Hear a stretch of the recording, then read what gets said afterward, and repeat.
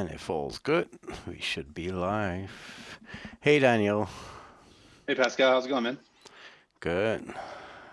And how are you? Another Threat Researchers Live. Can't complain, man. Yeah, So, yeah, episode 19, March 31st, 2022. I like to say that. Feel like I'm a big guy when I talk about this. yeah, it's been a while since we've had one of these. Yeah, we skipped one. I think most people would know probably what the reason is, and there were a couple of events that were happening at the same time. I was quite busy. But now we have to pick up the pace again, and we have to talk about all those events that happened. And I can assure you, if you're following us, there's quite the agenda that we have. So we will start, of course, covering what has been happening with the Ukrainian-Russian cyber conflict. We only cover the cyber side, of course, from this whole from the war. So we're going to talk about pre-invasion, the proxies of cyber warfare, some gamifying that we saw, open source developers that start to protest against the war, and also the organized crime that mingled in the proxy war. And then after that, it will be a long piece. But after that, we're gonna talk or do an update on LAPSUS. Well, not an update. We did not talk about LAPSUS. Yeah, They new on they the scene. yeah, from hero to zero, back to hero, I guess, in 1 month time. Yeah, They and back were, at the plate too. yeah, they're since yesterday they came back in. Cyclops Blink relating to Russia. The successor of VPN filter, maybe. Daniel's gonna talk about it. How DanaBot got used to attack the Ministry of Defense of Ukraine. A new attack vector with I would say, yeah, ridiculous large amplification factor. Very Um, large. yeah, because of, yeah, it was more of a testing, I believe, a port that was left open. Again, something that should not be exposed on the internet that got exposed. Um, is DDoS a grime? I'm not gonna go into detail. No, it's not a typo. For those who think that we put a typo there, no, it's not a typo. So stick around and you will know why we say it's a crime. Yeah. OpIsrael 2022. So Daniel is gonna get us through what's happening. What are the indicators that we see today? Because Or what's OpIsrael. not happening. Yeah, well, you already sold it. Now everybody's leaving. I see. Look, all those people are gone now. uh, Uh, they were here to listen what's happening in Israel. uh, Well, lots of things are happening in Israel, but with the anonymous operation of Israel, yeah, so Daniel will give us the update and what he sees in that yep. yearly event. And then very short spring for Shell. Is it a dud? Is it not? We're not sure. Has been a lot of hula around it yesterday, day before yesterday, with a POC that came and left, and a blog that was in Chinese and that was pulled. There might be something, so something to be aware of. I don't know all the details, so I did not go through everything yet, but I think I just put it on the agenda just so that you are aware of it and keep it in the back of your mind. If you read about something or if you're using Spring, be on the lookout. And if you're using Spring anyway, there's 2 or 3 vulnerabilities out there. You should already patch it anyway because there is a vulnerability. So, but be on the lookout for new ones coming down. So without further ado, let's jump into the topic that has kept everyone worried for the past Oh yeah, month. 45. Yeah, 45 days or so now.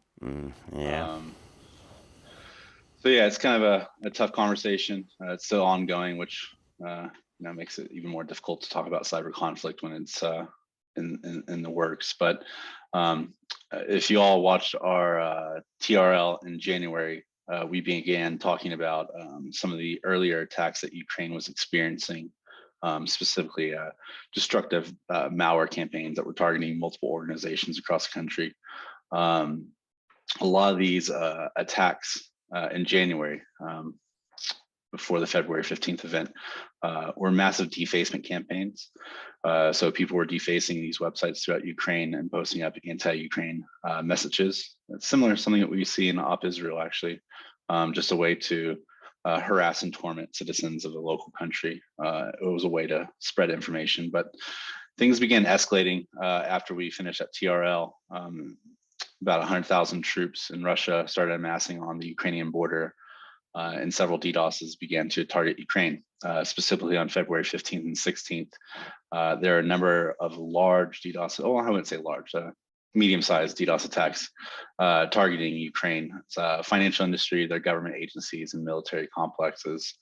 You can see over here through the Kintech information that we're sharing. Yeah, the headlines are always talking about those enormous and massive DDoS attacks, right?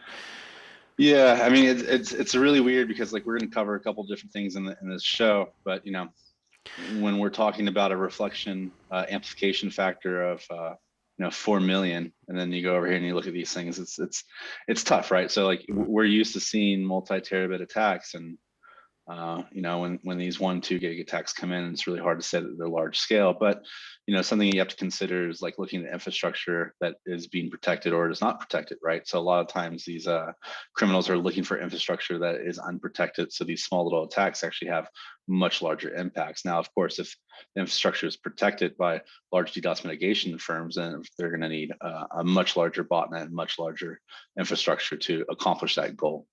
But yeah, February 15th and 16th, a lot of these attacks began targeting the Ukraine government. I actually don't have control over the slides. Wait, I will move the slide and give you control. How does this work? Remote control.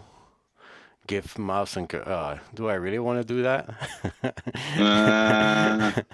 You should be okay. You try it. Hands off. You try. So yeah, we're doing it live here. We'll see. I guess it's not really working, but use your keyboard. Hey, learn something new every day. Hey, we're learning on the fly, everyone. It's it's on the shell prompt. You have to say next. Yeah, you're one of those kids that grew up with a mouse.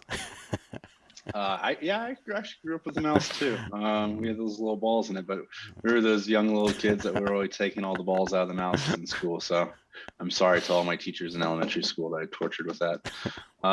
So yeah, pre-Russian invasion, there was a bunch of DDoS attacks going on. So as I mentioned, these DDoS attacks on February 15th and 16th were targeting financial institutions across Ukraine. At the same time, there was an SMS campaign that started targeting customers of one state-owned bank. At the time this message was going out, it was saying that there was reported failures of these ATMs. And as I said, these attacks were coinciding with these DDoS attacks, which kind of set a lot of panic amongst people in Ukraine. But it was quickly dealt with. There's a lot of information at that time still coming through because the internet was up in Ukraine. There wasn't too many large-scale outages preventing communication from going in and out. So people were actually able to go to ATMs and take pictures and say, hey, everybody be calm. The ATMs are working. The Ukrainian cyber police quickly jumped in. They determined that this event was actually an information attack. So basically the people that were launching this campaign were trying to sow chaos and discord inside the Ukrainian citizens and the public. Yeah, sorry, Daniel. I was talking in the chat. I said hi to Nexus. Hi, Nexus. I think you took control back when. Yeah, when doing that, yeah. He has the power, Nexus, but limited power. It happens.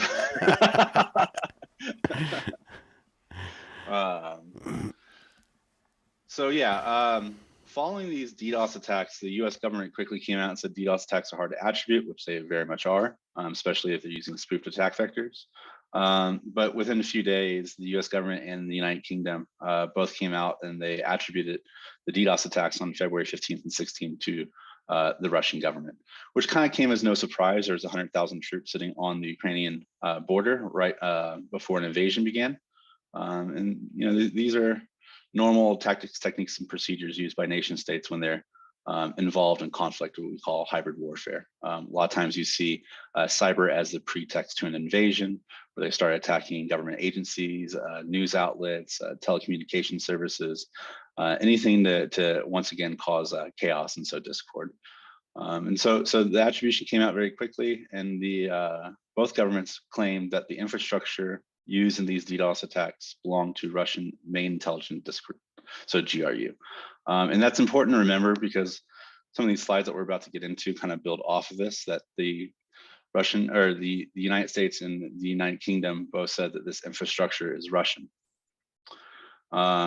So we all can see these attacks. It's not difficult for other people outside to witness these things, and many people inside the information security community observe these DDoS attacks on Ukraine. So NetLab 360, they discovered that one of the attacks that was seen on February 15th and 16th was a Mirai botnet, and it was hosted in the Netherlands. Bad Packets also had discovered the same botnet. So he had discovered that the C2 was also hosted at this data center in the Netherlands, and it was part of VegaSec's botnet. And he put out some interesting information as far as like the architectural name and some of the IOCs related to this botnet, which we'll get to in the next slide. But the infrastructure was in Wormer, Netherlands. I've never been there, but I hear it's in the North Netherlands. And it was leased by a Dutch company from another company called eCatel, which is a pretty notorious criminal organization. Both the owners are actually under investigation right now for some of their wrongdoings online. But anyways, the Dutch police actually reached out to the owner of the data center, the Dutch company renting space from the data center, and asked the gentleman to actually take the servers down, and told the owner that it was involved in a DDoS attack, which he later found out was the DDoS attack on Ukraine. But this attack was the attack that the United States government had attributed to the GRU, which was really interesting for a lot of us watching the attribution come down and watching some of this information that we could all see related to the DDoS attack, is that basically the US government was saying that VegaSec with the Katana botnet was part of the GRU, and this infrastructure was associated with them, which was very, very strange. So Cato Security did a technical analysis of this DDoS attack, and they found that what we all kind of saw, that the attack was a moderate size. The site took maybe a few hours to recover, but mainly what they saw were DDoS attacks and BGP hijacking. At the same time, there's a parallel information campaign, which we talked about was the ATM spam campaign, which was an information war trying to sow discord and panic. And they saw that this was a Mirai botnet. Its C2 is hosted, this IP address, and its file name was the exact same string that everybody else had seen. It's related to what they call Katana botnet, which is a variant of Mirai. And this variant is open in the public. It's you can actually download it for free off GitHub. There's other groups that were selling it in the past for, I think it was like 500 euro. But if you actually go into Katana Sec's Telegram channel, you will actually find they're still currently to this day offering services to build the Katana botnet for you and host and manage it. And that's through VegaSec. And if you remember from the prior slides, VegaSec and these keys were all these IOCs were actually all involved in this attack, which is kind of strange, you know. Here are two government agencies attributing a DDoS attack very quickly to the GRU, and it turns out to be an everyday IoT botnet that we all know of. And you know, it's not that difficult, right? Like anyone from a skid to a government agent can go on to GitHub and download this tool and build and deploy their own botnet. I just think it's kind of setting precedent that we're pointing a finger and actually attributing a situation to government agents using open source IoT botnets, which we'll get to a little bit later in some other slides.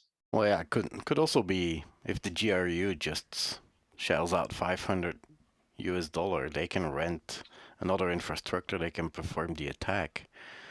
Nobody is the wiser of it, right? It's a good way to hide your tracks. Yeah, I mean, blend in where you fit in. That's kind of like the important topic here is proxies of cyber warfare, right? in general, you'd think that warfare is GRU building their own botnet and launching their own attack. But in reality, as Pascal mentioned, it's better to blend in where you fit in. If you want to launch a DDoS attack against an organization, why not use and leverage the community? Why not use the open source tools out there, and why not use the DDoS services that are out there? That was kind of like an interesting thing. As things escalated, we started to see more and more commercial DDoS services. So I think in total there's about like a dozen different IoT botnets that were used in these series of attacks that were led up to the invasion. So following the attribution, following the pre-invasion attacks, there became an all-out, as we call, cyber war. Both sides started attacking each other. You saw attacks going against the Ukrainian government. You saw attacks going against the Russian government, Russian banks. It was pretty much like a tit for tat. They hit a government, they hit a government. You hit a financial institute, they respond back by hitting a financial institute. And things really built up very quickly, very, very quickly. A lot of people were getting involved. A lot of people were using their botnets, selling botnet services. And it really became a very large mess. It was very difficult for people to understand what was going on. It was almost like it was designed to design chaos. And as you can see, since the invasion, the network slowly tapered off. And this is a result of many things, not just DDoS attacks, but sabotage, fiber lines being cut, data centers being bombed. As the escalation continued, we saw a shift from cyber warfare to kinetic warfare, which is very common in hybrid warfare. As I said, usually cyber is a pretext to invasion. After that, usually DDoS attacks and network outages are used to control communications in areas that are being invaded or occupied. So this conflict's been going on for about 45 days now. So still pretty much every day we are seeing network outages in both Ukraine and Russia. And it's pretty much a disaster at this point. And things kind of started escalating as the conflict moved on. So a Ukrainian government official over here decided that it would be a great idea to start a foreign cyber legion, and they called it the IT Army. And I think a lot of people that are in the military community understand the concept of a foreign legion. A lot of people in the United States right now are traveling to Poland to enter into Ukraine so they can fight with Ukraine. It goes the other way. A lot of people are going to Russia so they can enter Ukraine and fight for Russia. And that's different. You're flying somewhere, you're taking up arms, you're fighting in the field of battle inside of the arena. But in this situation, government officials create what was known as IT Army, and they start recruiting people into this Telegram channel. I mean, you can freely join it. I think at the time there are over 300,000 subscribers to this channel, but they put out daily information about targets, specifically for DDoS. So it's kind of like this crowdsourced, evolved form of anonymous, I guess is a fun way to put it. But every day they're posting up information, they're posting up tools that people can use. Some of these tools like Disbalancer was found to actually have some malicious code inside of it, which is kind of scary. You have a lot of novice and amateurs that are joining in here because they're emotionally charged up and they feel like it's the right thing to do. Oh yeah, there were articles about 16-year-olds, so interviews with 16-year-olds that were performing those attacks, and yeah, they get access to those tools through the same channel. So if that channel says, hey, use this balancer tool, download it, it's a really good one, and then there's a fake tool posted by the other side with some malware in it or spyware, or not even the other side, because yeah, others also profit from this war. There's lots of confusion going on, so that's the good moment to actually abuse all these topics of war to perform other crimes. Yeah, and that was something that we saw back in the days of Anonymous, where an operation would build up and you'd have malicious influencers that would join, that would sow discord by posting up bad tools or bad advice that would intentionally get people caught or redirect the operation in a different way. That's kind of why Anonymous kind of fell apart, is that you'd always have half the group A, half the group B. But needless to say, the Ukrainian government walked into this new unprecedented territory, and they started utilizing and leveraging people from around the world to launch DDoS attacks, which is something to say. It's definitely notable in here. Unprecedented, yeah, except for Yeah, hacktivism, of course, but in a war we never seen this, and they were pretty good at it, and they are you know, pretty good at it. I have to say they're still doing it. So their information warfare is they had a lot of new things that we never saw before, like sending letters to companies to stop delivering products to Russia, stop business in Russia, and they were successful. and that's where Anonymous was very successful back in the day, was not in their DDoS attacks, but it was in their information campaigns and how they spread information and you know, caused change. And that's exactly what the Ukrainian government has done, is they've almost taken the lessons learned over the last 10 years in cyber warfare and hacktivism and applied them on the run here, which is, you know, as I said, it's an unprecedented event. But you know, I guess I'll take the moment now and say it. If you're going to join a foreign cyber legion, just be very careful. It's one thing if you're in Russia or Ukraine launching DDoS attacks against the enemy. Both sides have justified their cause for doing these cyber attacks. But if you're a citizen of almost any other country, I get why you would be motivated to involve yourself in this conflict. But just remember, these attacks just don't magically jump from one point to another. They go through large networks, and they can cause damage in transit. And while you might get away with the attacks now, in the future you might have issues traveling. You might see consequences down the line. So just be smart if you're going to involve yourself into a foreign cyber legion. But Yeah, to continue on, there has been nobody who actually said that it's illegal, as far as we there's no one know. says it's illegal, but I will say, But it like, still this. is, right? Yeah, and like the strange thing is, They let it go in for January. now, the authorities. It's like, yeah, they're not watching. Yeah, and if you go back, like in January, the Ukrainian government was arresting botnet herders that had 100,000, you know, devices compromised in their Yeah, botnet. You know, so yeah. Just 2 60 weeks days before, ago, they arrested people for doing cyber crimes. 2 weeks later, they're enlisting them, yeah. which, you know, it's a huge change. And you know, I'm not saying right or wrong. I'm just saying, like, it's a notable event in the threat landscape that there's been this 180-degree turn where almost DDoS is not a crime, you know. But it continues escalating, right? So not only did the Ukrainian government start an IT army, some Ukrainian companies have now put out bounties to take down Russian websites. So there was this report that came out about cyber unit technologies based out of Kiev, was offering $100,000 bounty for hackers to DDoS Russian websites. It was really interesting in the interview. You know, they talked to the people behind this organization, and they're basically saying that there's no black hats allowed. So no criminals, which is kind of strange. Like when you say you want to hire like white hats only, well, white hats are not going to go DDoS people. But I don't know. I've never been in war. My country's never been invaded, so I can't speak for these people, right? I don't have a box to stand on here, but I think it's kind of strange when you say you don't want black hats, but you want people to do black hat things.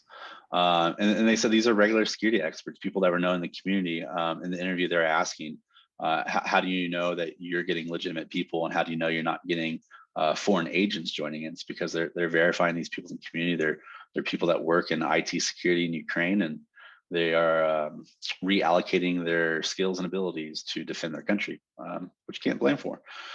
But the shoe goes both ways, or the sword goes both ways, and Russian vigilantes also have joined, which is, you know, expected, but also sad to see things deteriorate and escalate in such a way. But on the other side of the fence, you have Russian vigilante hackers that are working in small groups. In this interview, they talked about that they were not working with direct orders from the Russian government. They don't know if they would work with the Russian government. They, as I said, like down here at the bottom, the guy that interviewed Dmitry was saying that he'd like to work with the Russian government, but need to think about it first. I can tell you one mistake could cost your life, and that's something we're going to get into a little bit later with a couple other of these slides here. But yes, engaging in hybrid warfare and cyber warfare can result in death nowadays. Just because you're hiding behind a screen with a keyboard does not mean you are no longer a valid target. If you're engaging in warfare, you are a legitimate target, and you could very well be engaged by those that you are in conflict with. But anyways, these groups in Russia are launching DDoS attacks. Several of them have called in bomb threats to schools and other organizations in Ukraine to try and sow chaos, sow discord. They're compromising accounts, email accounts, government Ukrainian accounts, and they're also breaching a number of databases and leaking them. And they too are claiming that they're regular security experts that are known in the industry. And so these are Russian cybersecurity experts who are no longer working for their clients or working for their clients by day, and then by nighttime fighting a cyber war, which is pretty interesting. And Russia, not to be left out, has also decided to create their own foreign cyber legion called KillNet. Now, this group is not as large or widespread as IT Army. There's not a lot of adoption or support for Russia. But this group is launching attacks. They attacked the National Bank of Poland, I believe it was. And this was in response to some of the political conflict that was going on. KillNet was not happy with some of the geopolitical situations, and so they decided to launch an attack against the bank. But it shows that both sides are now running with their own foreign cyber legions, which is very interesting. As I said, it's a group of people sitting on Telegram, 2 different Telegram channels, debating who they're going to DDoS. And the interesting thing about in this the is open, it's not, yeah, in the open, but it's also not just targeting banks and government agencies and military infrastructure. A lot of these hackers are also going against like DDoS mitigation companies in each company or country. They're going after food delivery services and taxi cab companies like rideshare services. These foreign cyber legions have decided not to attack traditional military targets, but they're trying to disrupt the citizen lives in both countries. So they're trying to disrupt food service, they're trying to disrupt ride sharing, they're trying to disrupt cryptocurrency changes and anything that normal people use every day. That's what they're going for, social media networks and all that. So it's definitely a rough situation. They're, like I said, they're not picking military targets, they're picking on the citizens in each country, which once again is unprecedented. You have government-backed IT armies that are attacking the citizens of the other country. And as I said, like, is DDoS a crime anymore? It seems like we have a really big vibe in 2022 that if you have some kind of an acceptable or political reason to launch an attack, that it's completely fine. And we're going to see how it plays out. I'm not the judge here. It's just noting the incidences that are happening. Yeah, so then also on another level is developers from Ukraine who built a website that looks a lot like a game called 2048. So it's an interactive website where you can play a game, and while you're playing the game, you're actually performing DDoS attacks. So whenever you load that web page, the playforukraine.live, I would not suggest you go there, because when you go there, immediately there's a JavaScript that starts attacking websites.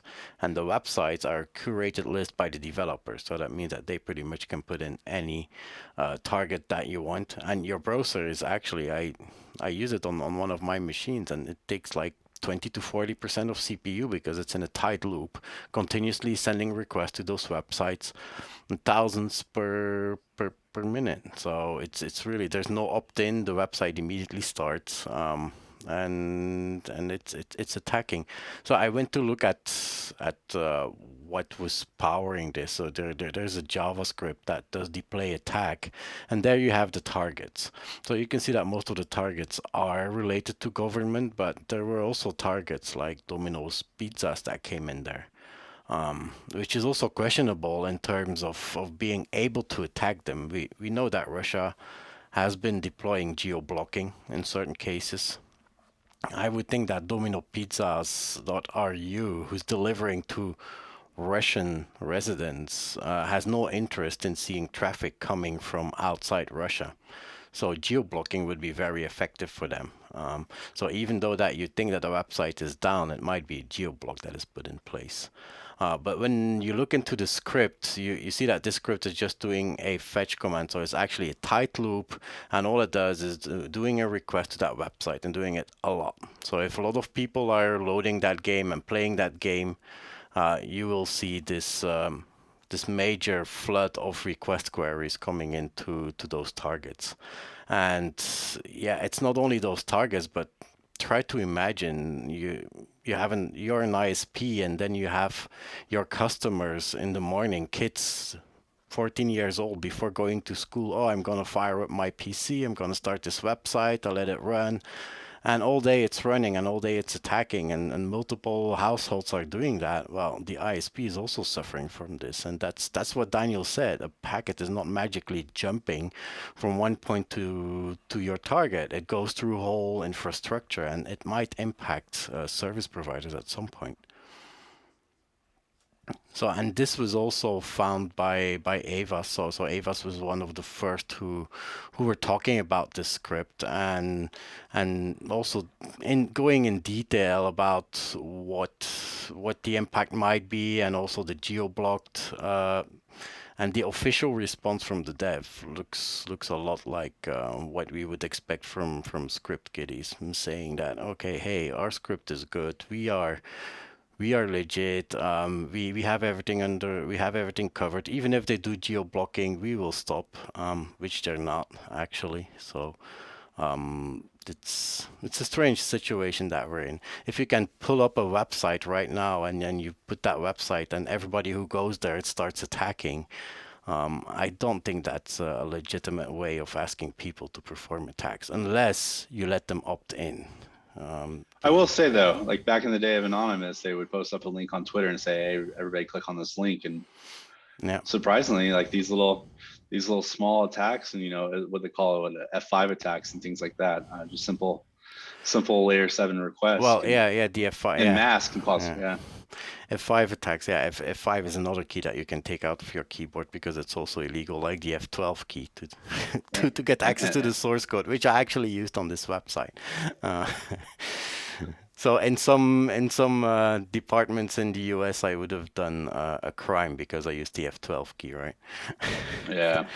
But the F5 key, yeah. But the F5 key is a manual action. It's something that you opt in to do. In this case, you just go to URL and it starts attacking until you close the browser, or until you go away from the web page. And when you play the game, then you get credits, and then you get like pop-ups. You just knocked out the biggest e-commerce website in Russia. So it feels like gamification of DDoS attacks and warfare, which is... I can just imagine some kids running into the kitchen like, "Look, Mom, look, Dad." Yeah. Did you turn on your Wi-Fi? Because if you're on mobile, it's going to be an expensive one. Now, it's not the only one. There's also the Stop Russian Disinformation.near.page, which is offline now. But this is pretty much the same thing. So you have a web page, you go to it, and it starts attacking. Now, in this case, you see the attacks are going to several websites, and it's web archive because the website has been taken down by now. And as you can see, there has been a lot of updates to that website. Daniel, stop moving the mouse. Okay, good. Thank you. So there has been updates on that website, all from the start in February 25th. So from 25th, that site was online and had many updates until March 28th, and then it disappeared. So that's what you can see from the Wayback Machine, all the updates that they did. And the updates were actually, in this case, the script was inline in the web page. So every time they update the target lists, so the websites to attack, that was done on the web page itself. And that's why you see the number of updates is always adding more targets, removing certain targets. Compared to the other one, the Play for Ukraine is a separate module where they could insert the websites. And the developers choose themselves who to attack. So it's a curated list of targets that you are attacking. But as a user in the Play for Ukraine, you have no idea who you're attacking. In this case, you have an idea because you see the attacks going and you get the statistics for it. However, if you look at the attack script looks identical or nearly identical to the one that is Play for Ukraine, that's used by Play for Ukraine. Only the Play for Ukraine is obfuscated JavaScript, but you can take that obfuscated, you just run it through the obfuscator. It's not clearly readable, but you can figure out that most of the attack commands like fetch that they're doing, they're using the same. So it creates like 1,000 requests per targets that run in the background, and they have a table of targets typically. And they add a random query string. So they add like question mark and then a random string just to bypass CDNs, because if a CDN would be caching the response from a static page, but if you add a query parameter that changes on every request, you can just, the CDN has to pass it on to the server to get the response. So you cannot protect it by using a simple CDN. So these were the targets that were on March 25th on the lists for Stop Russian Disinformation.near.page. It's quite a big list, and you see that APIs were also targeted. If you see on the bottom right, see the two ones in bold, which is an API, so specifically targeting API and URLs of banks and of government-related websites, but also Yandex and others that are out there. Now there was also another one, so that was Ukraine against Russia, but there's also Russia against Ukrainian targets, and there have been several WordPress websites found that were infected, where a malicious script was inserted that automatically started attacking. So that was found by Malware Hunter team, and there were several reports on Twitter. It's like 100 different sites that were already discovered that had this this module installed. So it's just a simple JavaScript, and if you look at the JavaScript, it's exactly the same script again as used by Stop Russian Disinformation and nearly identical to the obfuscated one of Play for Ukraine. So even the way that they use random get parameter, so somebody just copied it and then breached websites that were using WordPress, using probably a known vulnerability, and planted that script there, and then started attacking several websites, and including the attack website Stop Russian Disinformation.near.page. So including that attack website was also under attack.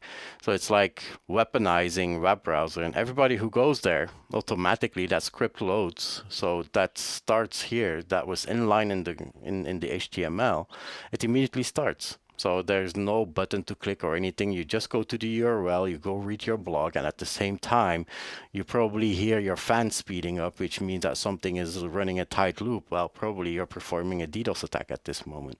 So every website, yeah. I was gonna say it's kind of like CoinHive, right? Yeah, it's kind of like yeah, CoinHive that can insert. So when you go to the website, it starts going for cryptocurrency. Or it's built in the antivirus tool that starts to run for cryptocurrency. Yeah. It's a little bit the same. So here you're paying with DDoS, we're contributing to DDoS attacks, and this also impacts service providers. But try to imagine also in a corporation, if everybody goes to lunch and just starts this Play for Ukraine before going to lunch, that's a disaster for the corporation. This can bring down the internet connection. You know, like I said early in the slides, it's almost like this hybrid warfare took all the successes of our last 10 years of hacktivism. You know, this is proving that you don't need this massive botnet, but you can have a crowdsourced botnet where you have hundreds and thousands of people that are playing Play for Ukraine, and it could actually cause some damage, depending it's not seriously protected or geo-blocked.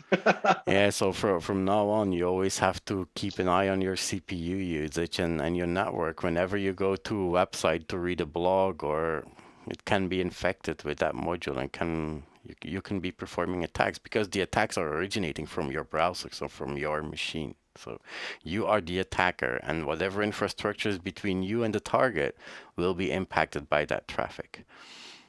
There's no way around it. Yeah, this was an interesting one, actually. So it says two things. So one, Russia cyber capacity is consequential. that was told by Biden, and also, yeah. So I had sometimes the question: do the Russians actually have a good cyber capability? Yes, they do. Much They, better than their equipment. if you think I'm about sorry. Sandworm, Fancy Bear, they have quite some history there, and they have the capability to do it. And then we're not even talking yet about their whole troll army that goes on Twitter and social media that can influence the mindset of people through social media. And what was interesting was actually that Biden suggested members have a patriotic obligation to invest in cybersecurity. So now investing in cybersecurity has become a patriotic obligation, which So was what, across baffling to me. Yeah, that's like a big marketing message, if you ask me. the whole Good. thing's a marketing message, if you ask me. You have patriotic obligation to invest in cybersecurity. You have a patriotic obligation to get involved in hybrid warfare. Mm. It's a hard one. We cannot say too much. Yeah.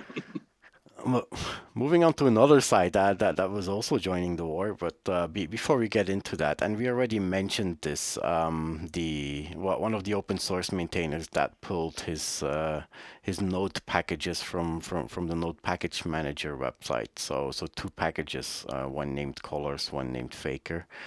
Colors is used by thousands of projects out there, with downloads of a couple of million per week. So a very popular module.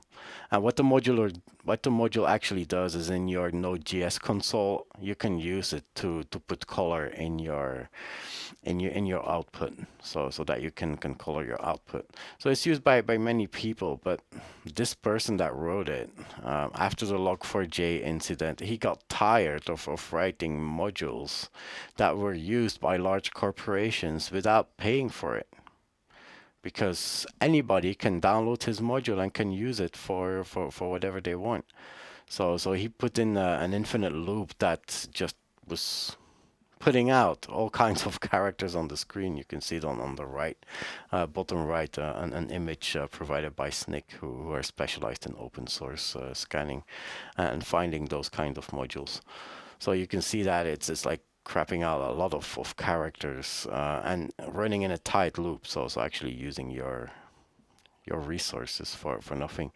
And that same author is the one that 1 year before also sent out a message: no more work for free. So in his GitHub, on some of the modules, he got tired of providing work for free. But yeah, that's what open source is about, right? So we're not talking about funded open source project, but we're talking about those hobbyist open source project that become something. So you put it out there, you are maintaining it. When there's a vulnerability, you are responsible for it. So, and that happened to the Log4j people, because yeah, they had a very interesting they had a very interesting module that is used by many people, but then they had a vulnerability, and then corporations came down on them to quickly fix that vulnerability, because yeah, you know what happened with the Log4 shell. So, and then in all their haste, they made another mistake. So another CV had to be created, and another fix, and another fix. So they were under a lot of scrutiny by people. But we should not forget that those people are doing it after hours. It's a hobby for them. They're not getting paid for it. That is a big difference with funded projects. So you have the hobbyist project, but also you have the funded. Like if if you cannot put open source all on the same level, because yeah, our whole cloud is based on open source. If you look at Amazon, Azure, Google, they're all using Linux, which is open source. They're using Docker containers, which is open source. But those are more funded projects and supported by those big corporations. Those big corporations have people who work day and night on those projects and who are paid to work on those projects. So it's a little bit different than those modules that sit in PyPy repository or NPM that are written by one person that wrote it for himself and then shared it, and then all of a sudden it became so popular because it does something simple but very interesting and usable for everyone. And then somebody creates a module that uses that module that does something even better, and yeah, that's how it starts. All those dependencies are getting built, and now we're at a point that sometimes people do not agree anymore. And in this case, well, I can understand the person because he had a module called Faker that he used, and he wanted to make money out of it, out of this investment that he made with Faker and what he wrote. So what he did is he built a cloud website where people could pay and could test APIs, and he would generate responses on APIs using that Faker module.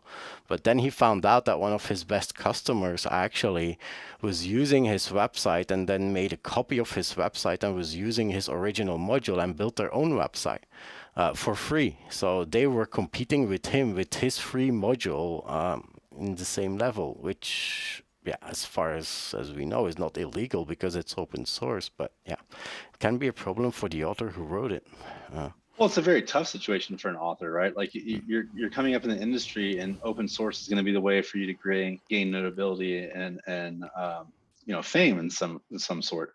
Yeah. But how do you pivot from open source into selling that? You know, Yeah, it's when you kind of like once it's out there, it's out there, right? You know, when you make a decision to go for a certain open source license like MIT or another one, I'm not a specialist in open source licenses, but I think that once you've chosen it, you cannot just pull it and make a 180 and say, okay, from now on it's paying. It's a paying module. yeah. I don't know if it's possible or not. It's a sad situation, though. I feel for them, but Now, tough.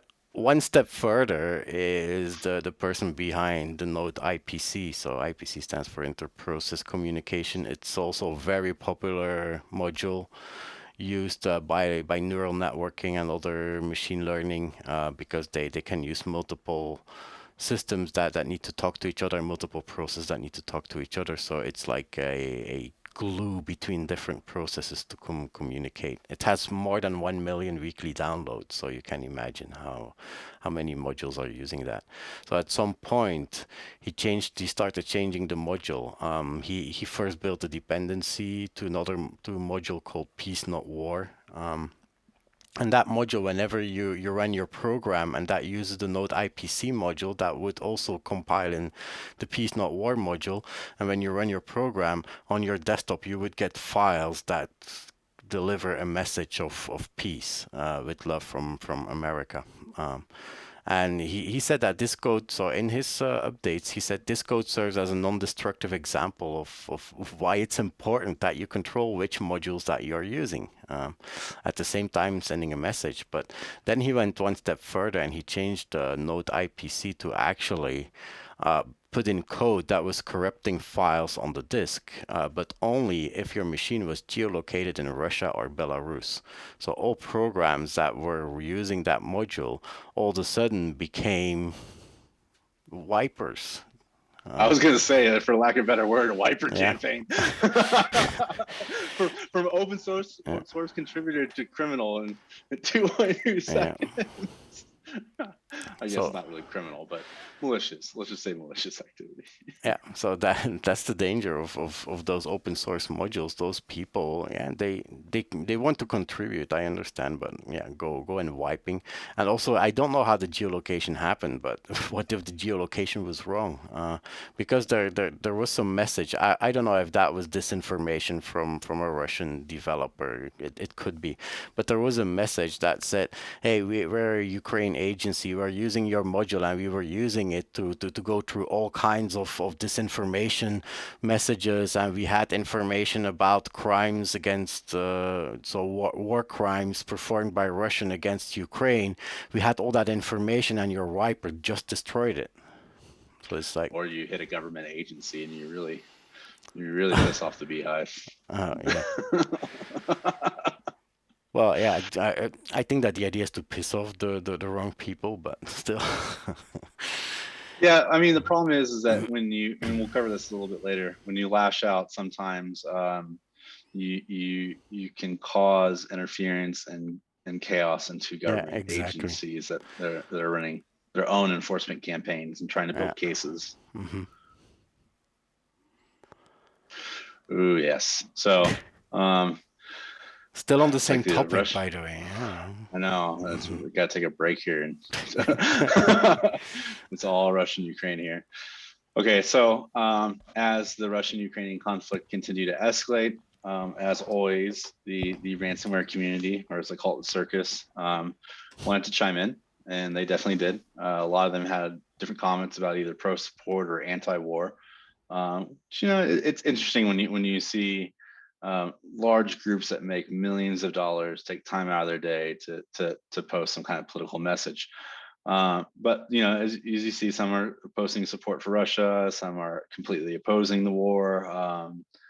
A little interesting, but it caused some drama out there. Let me just say that much. And I think I lost control because I was playing with the mouse. Yeah, And the interesting one for me was the one from not Conti but from Logbit, where oh yeah, Logbits put in on the right, it's yeah. So it was not about the political message. They this one. said we don't care about the politics, but we are just here to help system administrator to educate them. And for our services, we ask for a fee. So actually, when they come in and they encrypt all your files, it is to educate your system administrator to show him that he can do a better job. And for this, they just want to get paid and they ask a small fee. So that was kind of almost hilarious. Yeah, and it was both sides of the spectrum. And on the other side, I guess pointing that way. Depends on the Conti, spectrum. yeah. Conti came out and they announced their full support for Yeah. Russia, and they said anybody that attacks Russia, that they will use all their resources to strike back at their critical infrastructure. Yeah. That big chest beating there. They're trying to scare people, and Not for long. yeah, well, that's an interesting thing. It's just literally, I think it was like the same day. Yeah, it was the same Couple of hours. Conti changed. Yeah, Conti changes their message very quickly. And now one of the reasons why they changed their messaging was because these groups, as Pascal mentioned, some of them are in for just the money. They're not in it for the political reasonings, that they just want to make money. And that was the situation with Conti. Conti was not all Russians. It was a group of Russian and Eastern Europeans. And it turned out that one of their members was really, really upset because they supported Ukraine. And as a result of that support, we saw a researcher completely leak all of Conti's, well, I wouldn't say all of Conti's information, but a very large amount of Conti's information, which is kind of surprising. We're in the middle of this conflict, and all of a sudden there's a large amount of drama that kind of pops off inside the ransomware groups. And one thing is I'll say is, since the beginning of the conflict, we haven't seen many ransomware events. I mean, there's still ransomware events, but it wasn't at scale that it was in January, December. Not big ones who made the press. Right. Yeah.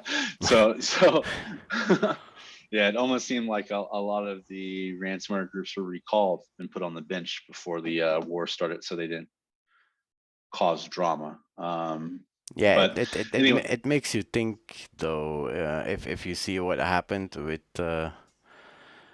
our evil and how they were picked up just before this whole war started. It almost feels like everything was being planned from that point. And let's put them in jail for a couple of weeks and explain them that they better not create havoc or hit the wrong target that might engage Russia in an all-out worldwide war. And that's why I kind of I have a hard time accepting some of these alerts and messaging that's been coming out about the war, saying that, oh my gosh, the Russian attackers are about to come attack the West. And it's like, well, really take a moment to think about it. If the Russian groups did that, it might actually provoke a larger war and a larger conflict. I'm not going to say global war, but at this moment, the conflict is between Russia and Ukraine, and all NATO can do is prevent it from spilling outside the border. And if we get involved, then Russia can attack, and if Russia gets involved, then we can attack. And I don't think anybody wants to see that. So I truly believe that's one of the reasons why we're seeing less ransomware attacks at the moment, is because no one wants to shake the tree. Now, I will go as far as to say, as soon as that ink is on the paper for a peace deal, we could see a complete ramp up of ransomware attacks. Like I said, they can't do it now in conflict, but if a peace deal is signed, that might be the green light says go for all the Russian. You might expect some large attacks, especially if we keep the sanctions going, because the sanctions is impacting the people in Russia. And what's one way to get money from the outside. We've seen how North Korea did it. I'm not saying that Russia is going to become North Korea, but one way is by cyber attacks. So expect, once that peace agreement is there and the sanctions are still there, and many corporations still have their technology pulled out, there might be some retribution coming. But right now we hear lots of alerts, and we hear lots of people saying, "Hey, be careful! It might be coming. Be ready for it." And I agree with all of this, but we did not see a single attack yet. Everybody I talk to tells to me, "We're ready. We are keeping a close eye on whatever is happening." But we cannot say that we see an increase in attack activity compared to other to moments before the war happened. So they will not go outside of the borders of Ukraine until there is some kind of an agreement. And when there's an end or an agreement for peace, then I think that the tables will turn, and then we will have to be very careful. Yeah. They will be I more think motivated than before, and they were already well motivated, if you ask me. And probably asking for more money too. So They will need more money, but probably they're gonna ask for rubles, yeah, like Putin did to Europe. Yeah, If you want to pay for gonna, gas, you pay in rubles, not in euro anymore. It's going to be a disaster. It really what we're seeing right now is just the beginning. Even when the peace deal comes, like I've also said about the hacktivists, just because you sign a peace deal doesn't mean that these cyber foreign legions and hacktivists are just going to stop. They're very, very much motivated right now to fight for their cause, and I just don't see that stopping because someone else tells them that there's a peace agreement. But anyways, back to the Conti leaks. As I mentioned, Conti is a notorious ransomware group. It's mainly comprised of Russian and Eastern Europeans. The group has attacked probably close to 100, if not more, organizations alone in the United States, causing millions of dollars in damage. But as we showed, Conti had the statement on February 25th, and they quickly changed it. They expressed their support for Russia, and then they quickly walked that back. 4 days after the Russian invasion, which is about the same time, the Ukrainian researcher that CNN calls Daniel. Sorry if I'm pronouncing that Danilo. wrong. Danilo began publishing internal documents, chat logs, contacts with the Russian government, and crypto accounts. And this is where it kind of gets a little interesting. Is reading the internal chat logs between the members about vendors and security platforms that they feared is one thing, but actually seeing their contacts in the Russian government in these conversations is a whole different. The security community we suspected that these ransomware groups were somewhat connected to the Russian government. And like we were talking about earlier with some of these cyber foreign legions in Russia, that they are not working directly with the Russian government, but their work is benefiting the Russian government.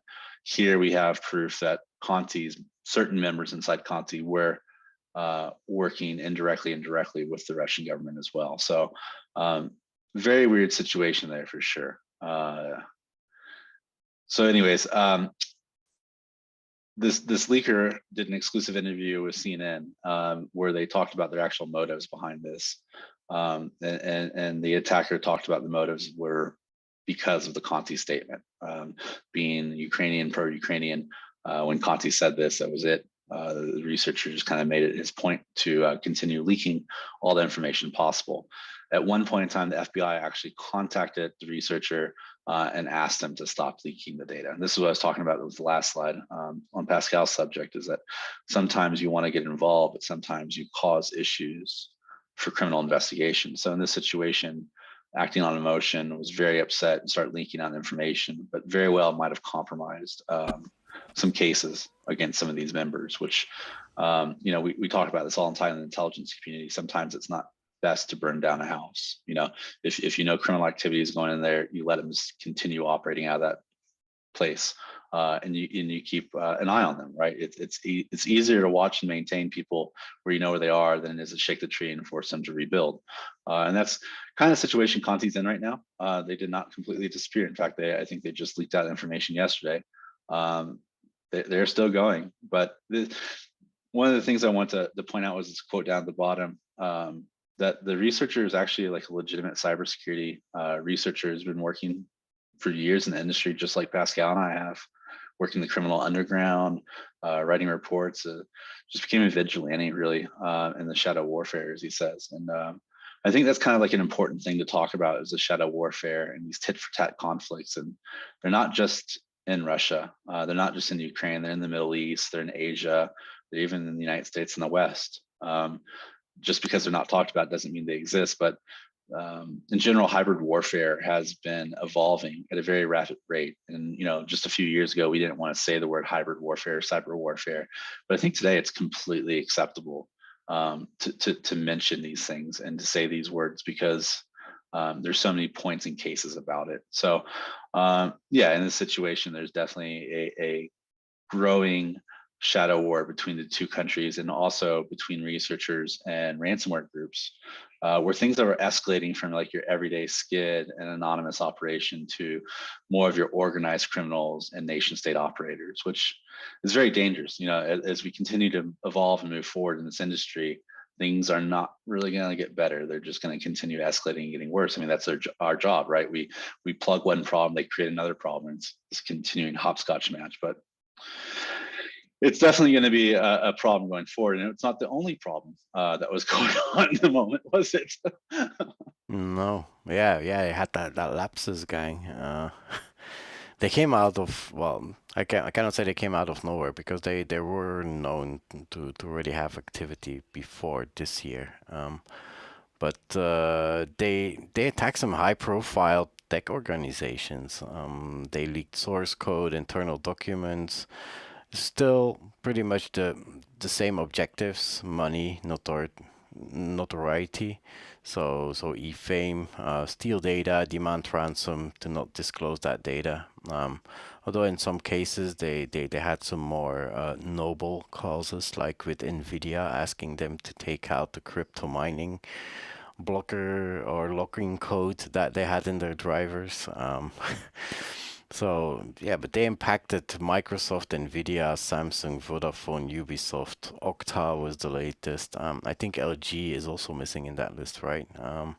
So some pretty high-profile organizations where they were able to steal source code from, until we got the message that 7 people between ages of 16 and 21 were arrested, of which one person, some sources say 16, others say 17, but he's a minor, so his name cannot be revealed legally. But he was doxxed by rival hackers. So that's typically how it goes. You don't even have to rattle the cage, because they're rattling each other's cage, and if they rattle too much, well, a competitor comes out, just doxes them, puts their information out there for everybody to find, and then a researcher finds it, and yeah, that's where the authorities come in. And that's where kind of this all stemmed from, is drama around DocSpin.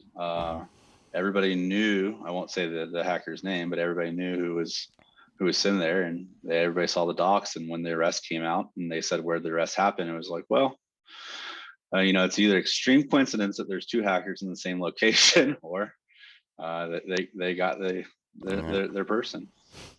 Yeah, so then at the same time, LAPSUS also announced on their Telegram, because Telegram is their way of communicating, that some of their members are on a vacation until 30th of March.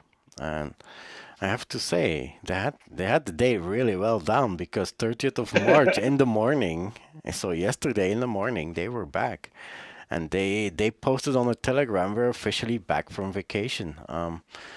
And they are back with a new breach that they did. Was Globant, a Luxembourg consultancy organization that does lots of development for big profile customers.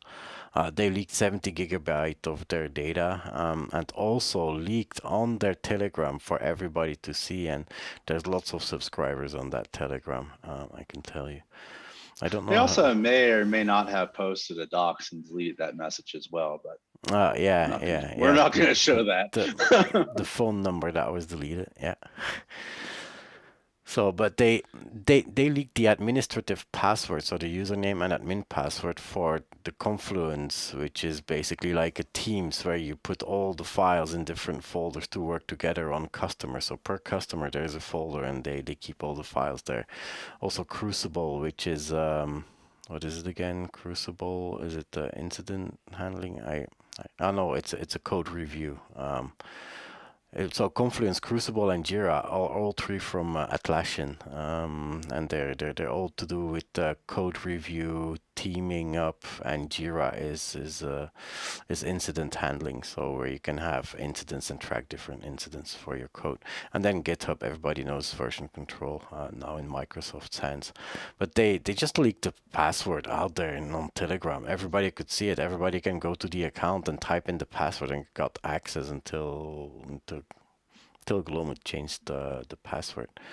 And also they announced that in case that Telegram would be deleted, which can happen because everybody knows those Telegrams. But as Daniel said, we don't always want to stir the case, but yeah, the cage. But sometimes you want to let them go on and get the information. But Telegram Well, is probably easier to delete than a Tor website. and to build off that too, I think it happened after we built the slide deck, but this group also decided to start beef with Against the West, which is another hacktivist collective that is on Telegram. But you know, it's very interesting to watch this group of extortionists and organized criminals. You know, the other ransomware groups that are kind of quiet. We're very professional, very loud, very quick. These ones are typical of, like, a lot of people have said this is like the modern lolsec. You know, a lot of these hacks are for the lols. A lot of drama going on, starting fights with other groups. It's also It's a kind good sideshow. yeah, it's also kind of interesting how Telegram got so quickly so famous as an underground network. Yeah, and It's it's not really underground, and it's really not that well, safe. no, There's a yeah, lot of it's intelligence open tools. for everyone. Yeah.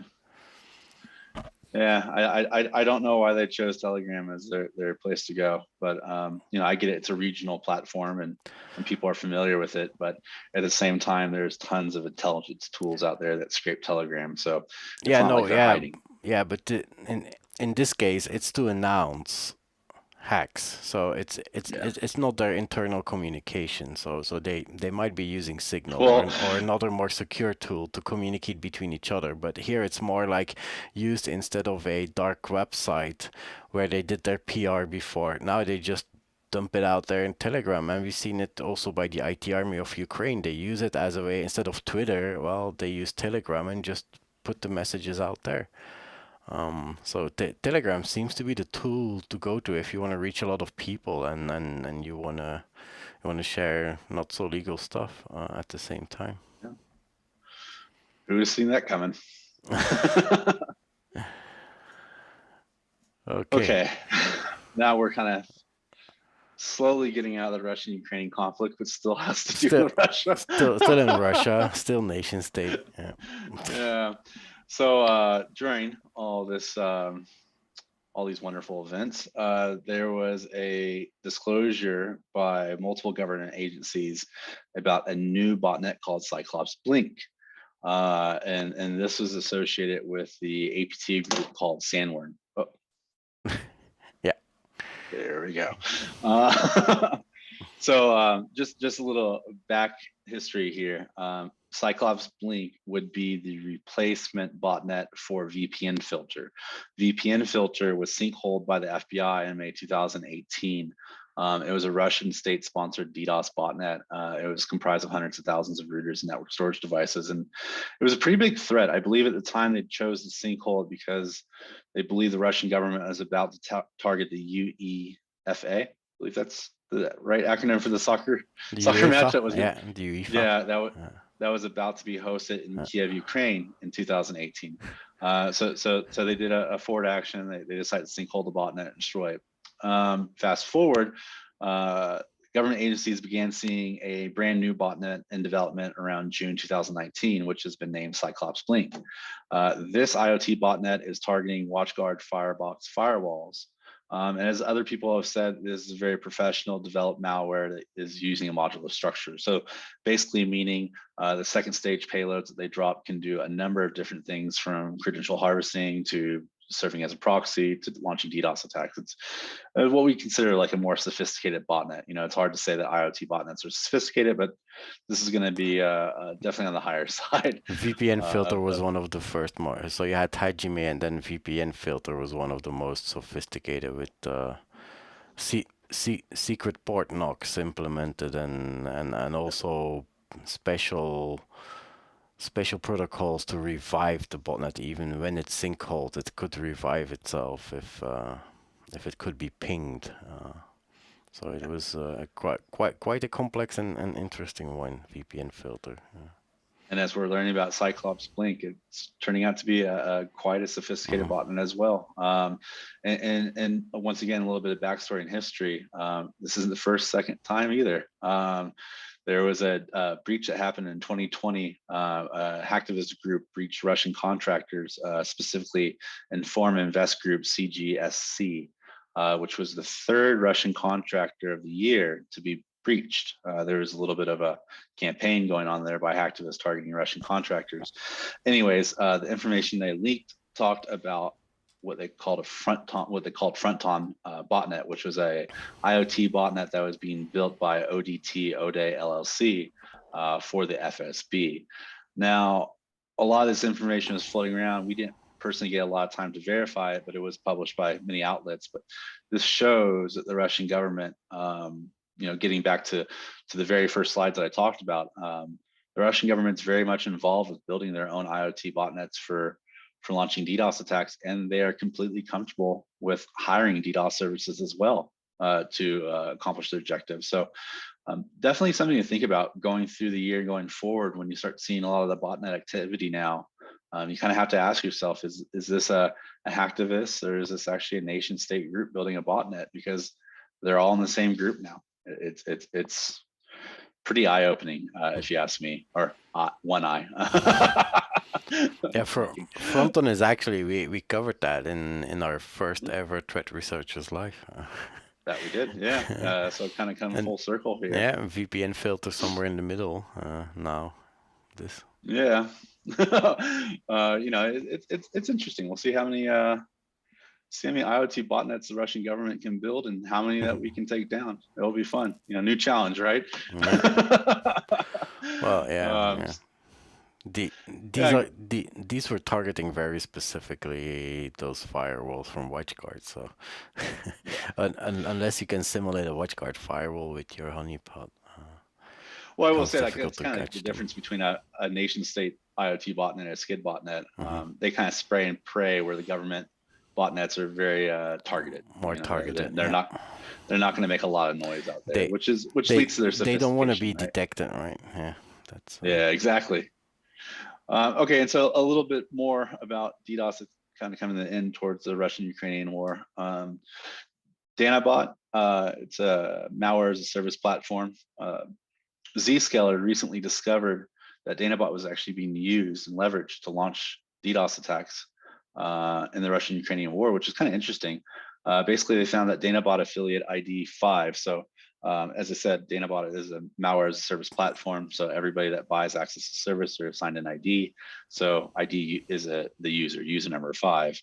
On March 2nd, launched an HTTP DDoS attack against the Ukrainian Ministry of Defense email server, which was kind of interesting. Basically, this DDoS attack was launched leveraging DanaBot's second stage payload using a download and execute command. So basically what it was doing is, over here you can see, as it was downloading, executing this, it was targeting post.mil.gov.ua. And at the time, it's unclear if this threat actor was a hacktivist or state sponsored. It could also have been a false flag. But you know, I wanted to show this and share this as far as a demonstration that you're seeing the use of DDoS in the Russian-Ukrainian conflict, from everything from malware as a service to DDoS for hire, IoT botnets, to gamification, to websites that are loaded to launch attacks. There's a lot of DDoS attacks going on right now involved in this conflict. It's as I said many times, it's very unprecedented. So maybe lessons to take away about next conflicts when they come forward.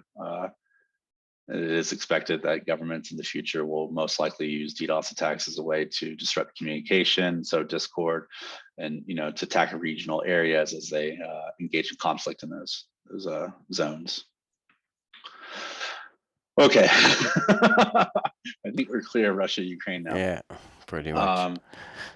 So during all of this, researchers still have a lot of things to do, and this was a CVE that recently came out. So at the beginning of the year, there was a spike in DDoS attacks,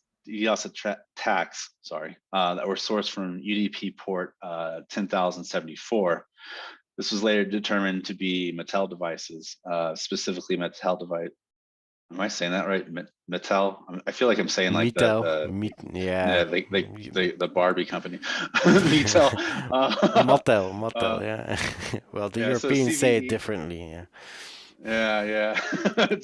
tough times for me, at least, in pronunciation. CVE 2022 26143.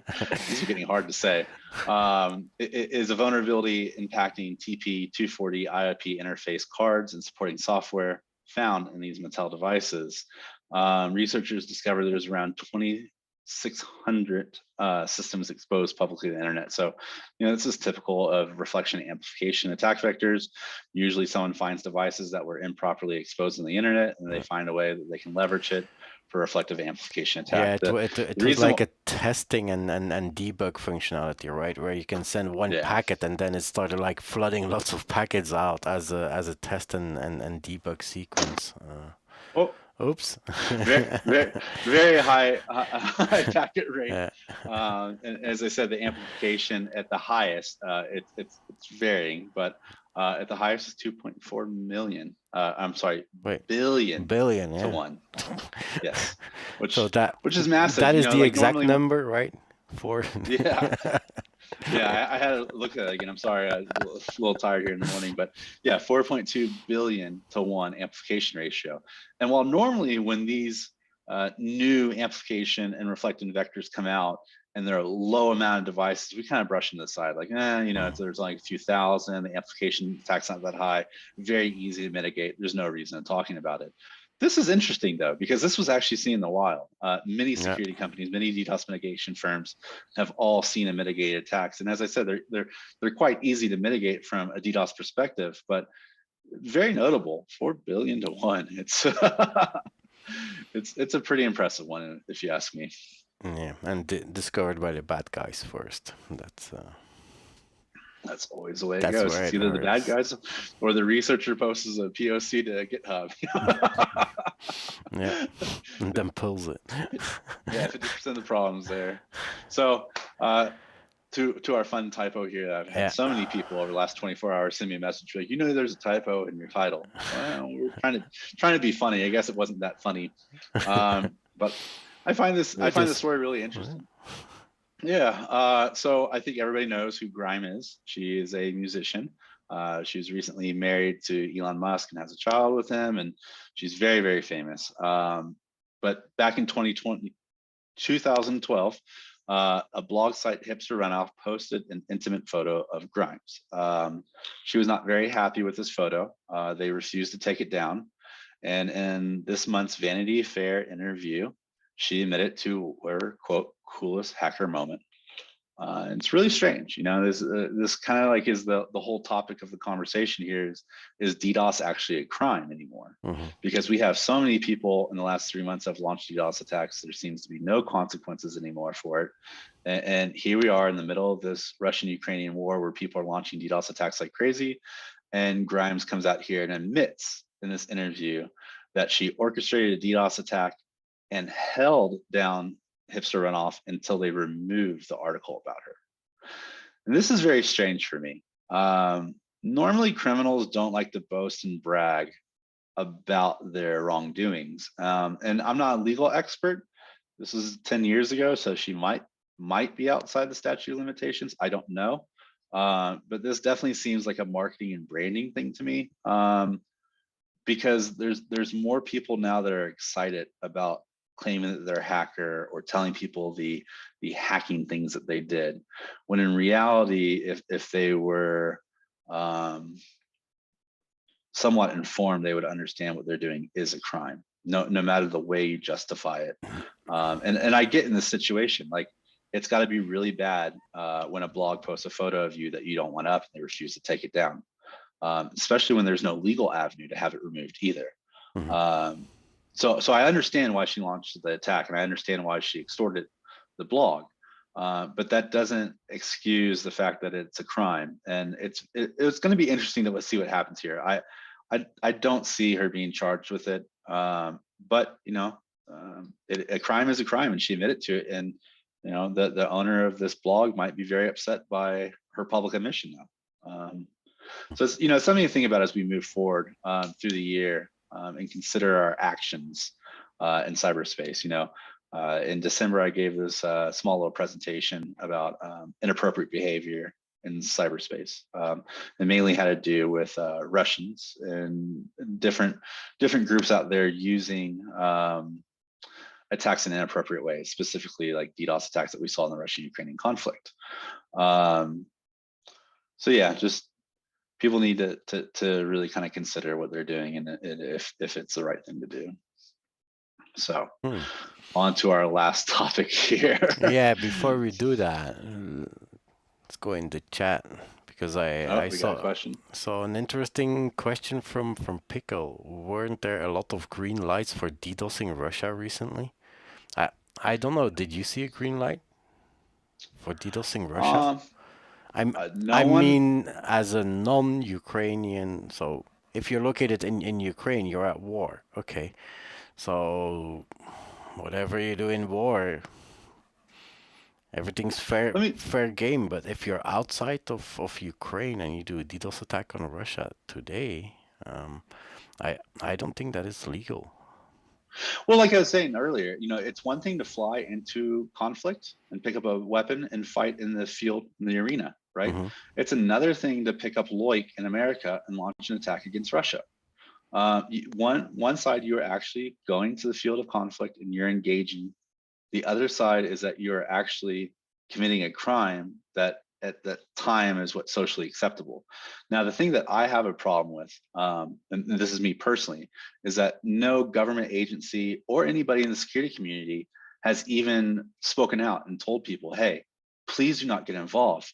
These are the consequences of launching a DDoS attack. No one said that. And that's why I believe that people have been given a green light. I don't see anybody out there saying don't do it, and sometimes it's not what you say, it's what you don't say. And when people aren't out there all the time telling you, hey, it's a crime, please don't get involved. That's the whole topic also of is DDoS still a crime? Do we still feel it as being a crime?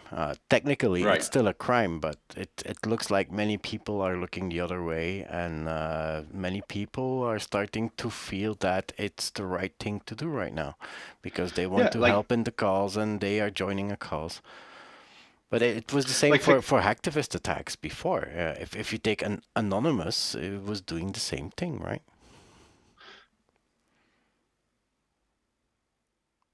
Think of pirates with letters. Yeah. Okay, so exactly. But the thing is that you're given a letter and you said you can go attack, and then you get upset because they drop a bomb on you. And that's what we're about to get into with this next slide, is that it's all fair to engage. You can engage if you want. I'm not going to sit here and be the person that tells you what you can and cannot do in life, but you have to accept the consequences to your action. So if someone tells you, like, hey, come join this group, hey, launch this attack, hey, this is why it's okay to launch an attack. They've bombed a school, they've bombed a theater, this is completely fine, justifiable, okay. But at the end of the day, as we mentioned, those packets are going in transit across other networks, where you very well could very well could see consequences down the line. Like I said, you might not see consequences right now. There's so many people involved. It's an unprecedented situation. But say in the future you want to travel to Russia and you find that you're not allowed to travel to Russia because you got involved with the IT army, or you want to go to Ukraine, but they find out that you're part of KillNet. These are serious consequences to your action. I know there's a lot of researchers in the community, like legal researchers, that can't travel to certain countries because of the research they do and the operations they run. So it's very concerning. It's very concerning to see the legalities of this, and it's scary to see the escalation conflict, which we're about to get into. But I have to warn people, when you get into these events, you become a legitimate target. And if those countries decide to strike you, there is no boo-hoo, poor me victim. You engage. It's the same thing as picking up a gun and shooting at someone. You pick up a botnet and you shoot at a country. That country has every right to respond to it. We're getting a lot of questions here now. Just the idea that some DDoS is okay is an interesting change. Yeah, it is. Yeah, U.S. government line approach. Yeah. That is the whole change that we're talking about. It seems like right now it is okay to perform DDoS attacks, but we always also have to think about the collateral damage. All those packets need to go somewhere. So as long as nobody is impacted, you will not be impacted. But I can see service provider disconnecting you from the internet if you're performing too many DDoS attacks. Yeah. So what you're gonna do if you open 12 web browsers in your home and and then the service provider looks and says, hey, this guy is DDoSing, okay, I'm gonna block them. Take him off. So yeah. I mean, you might be impacted in some way, so that's not you don't gonna have a legal case because of that, but still it's impacting you because your internet is gone. So like Nexus is saying, like there's some justification for DDoS, and why I'm not sitting here to be the legal expert or the police and tell you what you can and cannot do. In this current situation with both IT Army and KillNet, they have justified their reasons for launching attacks against each other. I'm not saying they're right or wrong, but they have justified those actions, and they are convincing people that are emotionally compromised, that are overstimulated, that are wanting to get involved and do something and be a part of change, that they end up causing more problems, and that's the thing, is that back in the days of Anonymous, right, we had to warn people, like, listen, hey, if someone tells you, like in the new blood packages, which they gave around to all the new incoming skids, be careful who's giving you the new blood package. They could be a government agent that's telling you, like, hey, here's every single reason why you should attack, and in the long run you get arrested. Look at a great example, Commander X. He was just picked up after being on a run for 10 years in Mexico. He's sitting up in Northern California right now, about to plead guilty to DDoSes that he did in 2010, right? And while he's sitting in court trying to justify that this was a peaceful protest and there was no damage done and blah, blah, blah, blah, blah, there was very much damage done. There was downtime, there was damage in transit, there was other operators that suffered service degradation in which their customers had issues. So there's collateral damage everywhere, and that's the sad thing, is like, no matter how Commander X justifies his case, at the end of his day, his peaceful protests as DDoS still caused damage. Well, the same thing applies to the IT Army and KillNet. Your peaceful protest or your revenge attack is still an attack, and we've seen this before. If any side wants to drop a bomb on those hackers, they can do it. It's been done before. It will happen again. Hey, Bozer. So Bozer joined us. Are you the same Bozer that I talked to a couple of weeks back? Bozer, I like your new botnet, by the way. Okay, so the last one you hear from me. Let's get into this OpIsrael. one. Yeah, this one's a fun one. Oh, okay. So did your light change? your background is it's dark. It's okay. It's okay. It's fine. You're right, but my lights haven't gone out. You're fine. It's okay. So now people can see the real magic. That is really, really weird. How did that happen? I'm kind of shocked. You know what? I wonder if there's just too much light that's coming onto my green screen in the back. Yeah. Looks fine. Things happen. Yeah. Who cares? Go for it. OpIsrael. Yeah. So OpIsrael, it's the yearly operation has been run by Anonymous, I think, for like the last 10 years. Just to make it short and sweet, OpIsrael is pretty much non-existent today. The operations have had minimal impact for the last 5 years. It's really because of the deterioration of Anonymous. I've said this many times. In 2016, with the election in the United States, half of Anonymous was pro-Trump, half of it was pro-Hillary. And everything just pretty much, yeah, Bozer hacked me. That's pretty much what happened. So yeah, Anonymous fell apart, and there's really no new content or targets or tools. And if you're familiar with Anonymous operations, there's Operation New Blood, where basically they would go around, they'd hand out all this information about here's the targets, here's the tools you use, which was all great in 2010. It's 2022 now. They're still suggesting using Loic Hoik. They're still reposting the same target list from 10 years ago.